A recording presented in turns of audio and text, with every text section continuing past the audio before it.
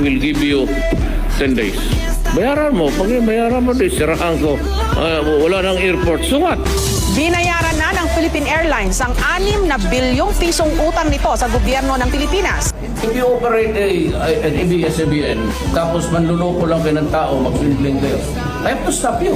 Agad nang pinatitigil ng NTC o ng National Telecommunications Commission ang operasyon ng ABS-CBN. I'll give a warning to Canada maybe next week that they better pull that thing out or I will set sail doon sa Canada, ibuhos ko yung basura nila doon.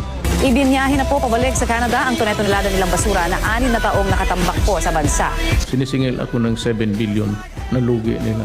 Sabihin mo sa mga putang ina nila, ni 5 centimos, hindi ko sila babayaran.